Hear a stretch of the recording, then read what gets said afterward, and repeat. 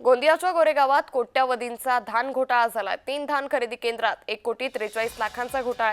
4 आरोपींना गोरेगाव पोलिसांनी अटक देखील केली आहे। गोंदिया जिल्ह्यात पुन्हा एकदा धान घोटाळा समोर आलाय। गोरेगाव तालुक्यातील 3 धान खरेदी केंद्रात तब्बल 1,43,00,000 रुपयांचा धान घोटाळा 30 मार्च रोजी पुढे आलाय। या प्रकरणी गोरेगाव पोलिसांनी 5 जणांवर गुन्हा नोंदवला असून 4 जणांना ताब्यात घेतलंय। त्यामुळे 4 आरोपींना आता गोरेगाव पोलिसांनी अटक केल्याची माहिती सध्या समोर येते। गोंदियाच्या गोरेगावमध्ये कोट्यावधींचा धान घोटाळा झाल्याची माहिती सध्या समोर आली आहे। 3 धान खरेदी केंद्रात 1,43,00,000चा घोटाळा झालेला आहे, तर 4 आरोपींना या संदर्भात पोलिसांनी अटक केलेली आहे। आता या आरोपींवरती पुढील चौकशीत आणखी काय मोठे खुलासे समोर येतात हे पाहणं अतिशय महत्त्वाचं ठरेल।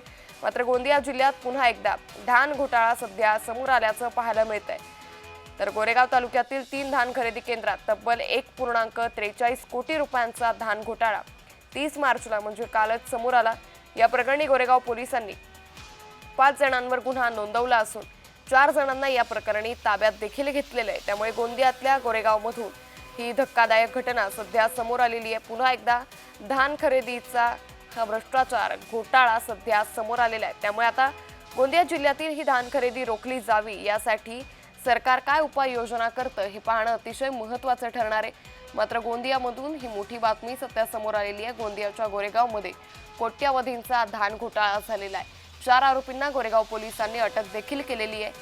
मात्र हा कोट्यावधींचा घोटाळा करताना या संदर्भात आता पुढील चौकशी कशा पद्धतीने होते आणि या चौकशीमध्ये आणखी कोणत्या मोठ्या व्यक्तीची नावं समोर येतात काय हे पाहणं अतिशय महत्त्वाचं ठरणार आहे।